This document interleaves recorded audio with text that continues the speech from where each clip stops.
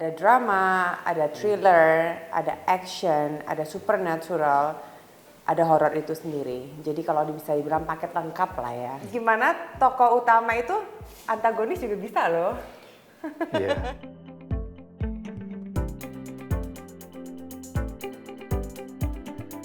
Ya, Lost Man Melati ini kita bisa bilang film horor, tetapi saya mau tambahkan juga selain ada sesuatu yang horor itu tadi, ada variasi lain sebenarnya. Jadi ada dramanya juga cukup kuat.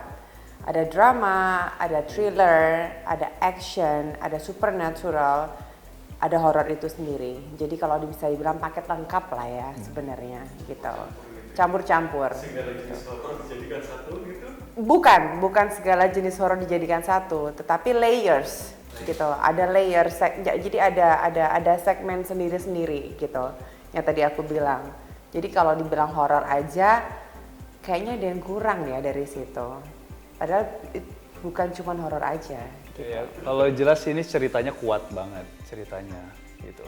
Terus ya memang tentang horor supranatural, nggak hanya sekedar menjual keseraman aja, tapi di sini juga ada apa ya, yang jelas ada pesan yang bisa dibawa pulang gitu. Apa itu pesan? Pesannya pasti akan kena ke dirinya sendiri-sendiri beda-beda. Nah ini kan biasanya kadang-kadang kalau interview gitu, filmnya apa pesan moralnya yang disampaikan itu selalu ada gitu. Tapi pasti setiap orang akan membawa pesan yang berbeda-beda gitu. Karena pasti akan relate dengan dirinya sendiri gitu. Penonton itu melalui apa ya, dan mungkin bakal relate sama karakter yang mana juga gitu. Iya. Tadi kalau kamu bilang ini adalah trailer yang paling keren, saya sendiri pun juga sebagai pemain juga melihat ini bukan hanya trailernya aja, tapi ini adalah horor yang paling keren. Gitu. Aduh. Karena benar, karena begitu saya melihat ini secara production design-nya itu datang ke set dan melihat apa yang dibuat itu, saya sudah melihat ini film Indonesia, ini keren banget gitu. Maksudnya saya merasa bangga ada di situ dan bersyukur. Terima kasih.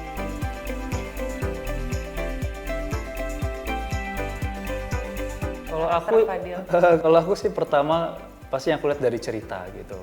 Aku jatuh cinta sama ceritanya. Yang kedua, karakter ini aku merasa terpanggil gitu.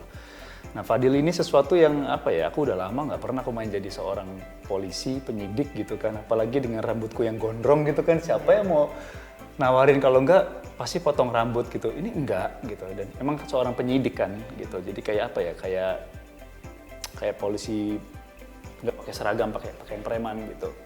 Mungkin kalau di luar negeri detektif lah ya. Yoi bener, detektif di luar negeri, di sininya penyidik gitu kan. Gitu. Mereka kan nggak pakai uniform ya. Kalau saya ya sesuatu hal yang bertolak belakang dengan karakter Alexandra aja sih. Kalau saya kan ya orangnya ngoceh, cerewet, ya kan, suka ketawa gitu. Kalau di Melati ini tegang, mukanya itu serius gitu ya. harus serius gitu, seolah-olah memang untuk senyum aja emang susah gitu. Jadi memang itu salah satu yang menjadi tantangan bahwa karakternya bertolak belakang. Soalnya sometimes juga kita itu dikasih karakter di film yang nggak jauh beda sama karakter aslinya gitu. Ya nggak jauh beda. Nah itu oke lah ya, walaupun tetap kita harus belajar, harus observasi juga. Tapi kalau yang ini benar-benar bertolak belakang. Jadi dengan tantangannya pasti lebih membuat aku lebih seperti oke, ini aku harus bisa.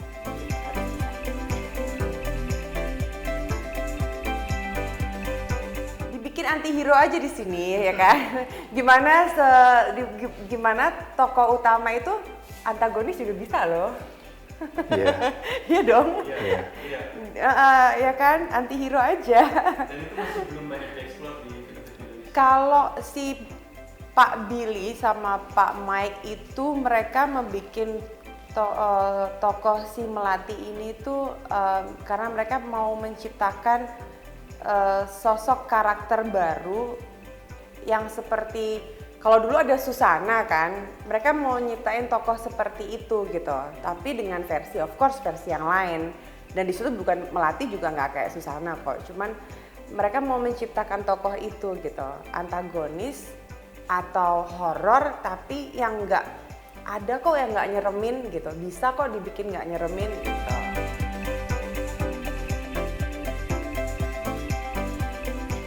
Kalau aku ya, sebagai seorang aktor, begitu tahu ada studio Infinite itu di Batam, itu kayak kita waktu masih kecil berangan-angan ingin ke Disneyland atau ingin ke Universal Studio gitu, pengen punya cita-cita main ke sana gitu.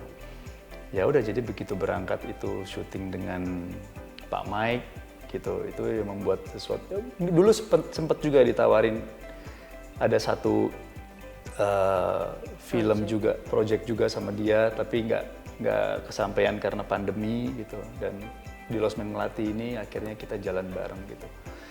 Dan begitu nyampe ke sana itu ya udah wow, ini keren banget gitu. Itu jadi menjadi apa ya, kayak anak kecil ketemu playgroundnya sendiri gitu. Itu berarti semua dibangunkan atau kayak? Iya, memang itu kan dibangun ya. Itu kan ada yang memang outdoor set juga ada, yang memang indoor set juga dibangun juga ada gitu. Jadi ya memang secara kita syuting itu kita tidak ada kendala dengan masalahnya dengan cuaca atau apa gitu. Ya kita tetap bisa berjalan syuting gitu, semua sesuai dengan jadwal gitu. Pokoknya syuting yang sangat menyenangkan dan sehat.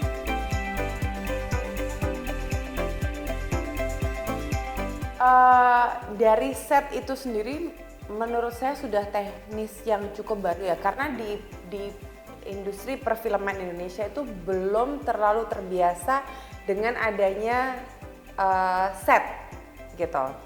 Mereka lebih ke tempat ya, misalnya kalau rumah ya mereka harus cari rumah ya kan. Kita belum terbiasa, beda seperti kayak di Hollywood ya, di Amerika ya kan. Jadi semuanya harus terbatas set. ya kalau gitu. Sedangkan kalau set itu keuntungannya adalah satu yang tadi Mas Dwi bilang, mau cuaca seperti apa aman ya kan, karena berada di dalam, kecuali eksterior misalnya. Kalau hujan mau nggak mau kita harus berhenti dulu ya kan. Tapi kalau di dalam suatu studio ya tidak ada masalah begitu. Nah dari situ aja sudah cukup berbeda ya. Maksudnya itu pengalaman yang cukup berbeda.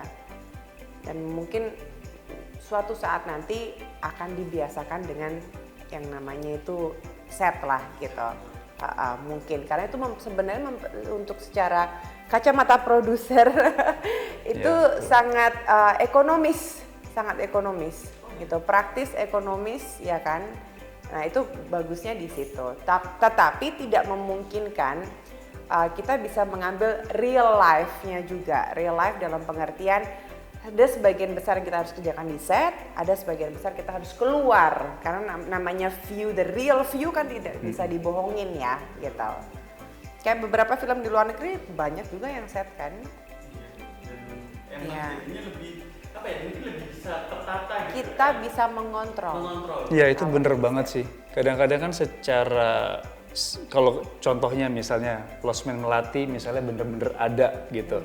Berarti kan penulis harus riset, harus tahu secara geografis ruangannya kayak apa gitu. Tapi kalau ini kan enak ditulis kayak gimana, disesuai ruangannya tuh udah dibikin gitu. Jadi nggak ada tempat yang terbuang sia-sia gitu. Geografisnya jelas.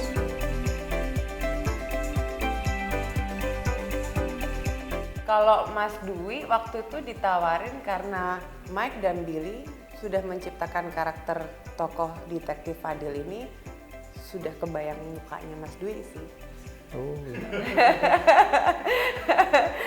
Jadi sudah ada di situ gitu. Terus kemudian kalau tidak salah Pak Mike sendiri yang telepon ya. Iya.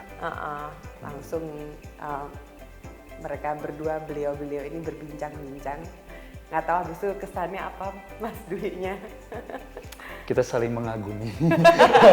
Saling mengagumi satu sama lain gitu. Iya. Dan jadi sebenarnya karakter dan tokoh-tokoh yang ada di Lost Man Melati ini sudah, para sutradara sudah menggambarkan masing-masing, seperti Kusno, Kiki Narendra, Samuel Panjaitan, Golok, ya kan, terus ada pemain-pemain lain gitu.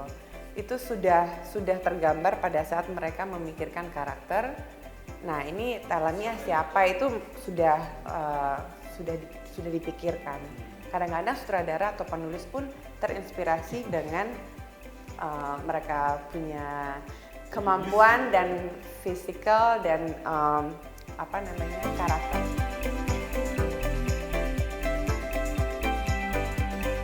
Kita pernah sih, kadang-kadang kita ngoceh dulu berdua, ngobrol, saling mengintimidasi satu sama lain. Oke. Iya. Pengalaman kita berdua aja sih sebenarnya.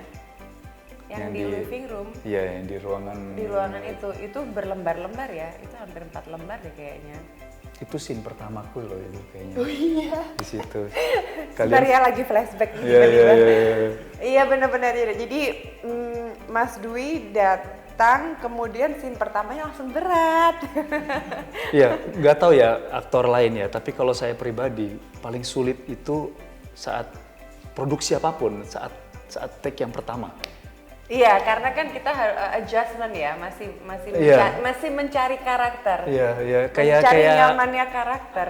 Kayak kalau kita main puzzle, naruh puzzle yang pertama itu yang paling Iya, susah kan iya. gitu. Itu kayak gitu rasanya. Iya, tapi kalau dibilang take berkali-kali, nggak cuman itu lumayan susah sih, karena kita tidak terlalu ada waktu untuk reading. Betul. Kita nggak ada terlalu waktu untuk reading, terus aku nggak pernah main juga sama Mas Dwi sebelumnya. Kalau ada pemain yang kita sudah pernah main sebelumnya nih kayak sama Putri Aidia, itu lebih gampang ya kan gitu. Nah waktu itu emang scene-nya pertama kali si detektif Fadil datang ke Losmen Melati itu memang untuk menyelidiki dan ketemu sama si Madam Melati. Ini dua-duanya adegannya itu tense banget gitu. Tapi pas ya kita memanfaatkan situasi itu di saat kita emang baru pertama kali Iya. ketemu, dan sisi Iya. lain kan saya polisi yang baru pertama kali ketemu juga sama Madam Melati. Iya. Jadi itu emang bener-bener secara Iya. apa ya, kayak pertemuan yang bener-bener real, emang Iya, saling tegang. saling menyidik gitu kan. Dia pun juga ini siapa, saya pun juga ini siapa Iya, gitu. itu lumayan sih. Itu cukup rasa deg-deg dia itu. Aku Seru. nervous sih. Saya juga sama. Dengan auranya Anda dengan memakai baju itu tuh, wah Sampai gitu loh. ngerokok lagi. Ngerokok lagi gitu. Wah, mengintimidasi banget. Iya. Ya. Terus Melati juga nggak pernah terlalu ditanya-tanya seperti itu karena Melati lebih mengintimidasi karakternya ya kan. Yap. Dan dia pertama kali nih ditanya-tanya sama polisi gitu. Itu juga buat Melati juga bukan sesuatu hal yang gampang. Dan juga deg-degan juga ya. Iya, lumayan. Seru. Lumayan.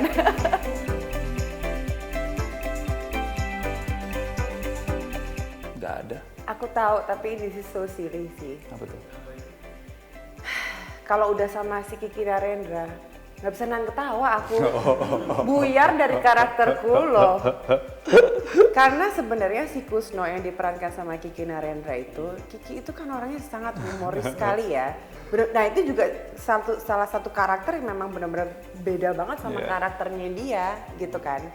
Terus pada saat kita nggak lagi di set gitu, lagi membaur, lagi mau siap untuk syuting, apabila udah cut kan dia kembali ke dirinya sendiri, sedangkan aku harus mencoba untuk oke, Alex, kamu masih melatih gitu ya kan, karena aku orangnya aku bilang tadi aku gampang ketawa. Nah kalau ada Kiki itu pecah terus, itu yang susah sih buat aku. Kalau Kiki gampang ya, kayak mungkin langsung ditek gitu, langsung but gitu ya kan. Kalau aku tuh ya perlu momen gitu. Nah itu susah sama dia. Itu kesusahan.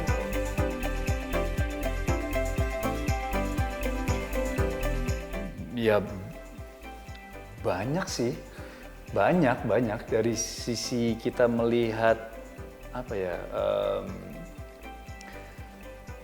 dari special efeknya dan apapun itu kita lihat di monitor itu yang belum pernah saya lihat di film-film horor yang lain gitu. Jadi saya mau ngomong takut nanti akan jadi spoiler gitu. Jadi secara apa ya, ibaratnya gini deh. Oke, kita pernah makan makanan yang ada rasanya gitu ya, tapi ini disuguhkan dengan suguhan yang berbeda gitu, tapi rasanya mungkin sama gitu. Karena kan kita berbicara ini kan sebuah film yang kaitannya adalah visual kan, mencapai beberapa macam indera gitu. Nah, ini dari visualnya aja udah sebegitu powerfulnya gitu.